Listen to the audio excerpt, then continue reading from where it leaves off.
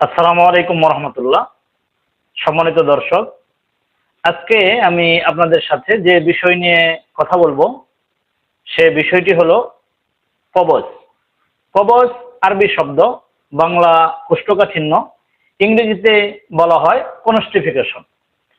আমরা যে সকল খাবার খাই তা শরীরে শোষণ হয়ে অপ্রয়োজনীয় জিনিস নিঃসরণ হওয়া একান্ত প্রয়োজন। যদি সেই সব জিনিস স্বাভাবিকের চেয়ে কম পরিমাণ নিঃসরণ হয় এবং এর সাথে যদি কাঠিন্য এবং অপর্যাপ্ত পরিমাণে থাকে, তখন তাকে কবজ বা কোষ্ঠকাঠিন্য বলে। এক্ষেত্রে মূলত কওয়াতে মাসেকা বা ধারণ শক্তি শক্তিশালী হয় এবং কওয়াতে দাফেয়া বা নিরপেক্ষ শক্তি দুর্বল হয়। এখন আমরা জানব কবজ কত প্রকার।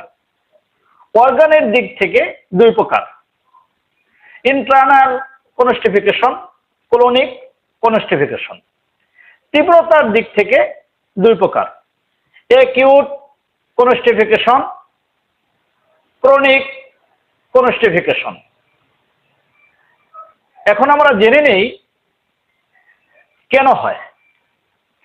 পর্যাপ্ত পরিমাণ পানি ও শাকসবজি না খাওয়ার ফলে, অতিরিক্ত পরিমাণ মাছ গোশত খাওয়ার ফলে, আঠালো এবং তৈলাক্ত খাবার বেশি খাওয়ার পরে, পেপটিক আলসারের কারণে, অথবা কিছু ওষুধের পার্শ্ব প্রতিক্রিয়ার কারণেও কনস্টিফিকেশন হতে পারে।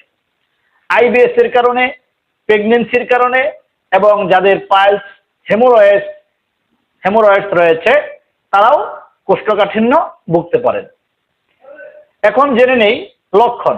পায়খানা শক্ত হবে এবং পরিমাণে কম হবে, ক্ষুধামাদ্য দেখা দিবে, মাথা ব্যথা থাকবে, পেটে গ্যাসের সৃষ্টি হবে, চর্মরোগের সৃষ্টি হবে, মানসিক রোগে ভুগবে এবং ব্লাড টেম্পারমেন্ট বিপি বৃদ্ধি পাবে। যে সকল ব্যক্তিরা কবজ কোষ্ঠকাঠিন্যে আক্রান্ত হয়েছেন, ভুগতেছেন, তাদের জন্য আমি আজকে টিপস বলবো। যদি ফলো করতে পারেন ইনশাল্লাহ সুম্মা ইনশাল্লাহ সুস্থ হয়ে যাবেন। এক, ইসবগুলের বসি প্রতিদিন রাতে 1 কাপ কুসুম গরম পানিতে 2 চা চামচ ভালো করে মিশিয়ে কিছুক্ষণ ভিজিয়ে রেখে খেয়ে নেবেন। এইভাবে 15 থেকে 1 মাস সেবন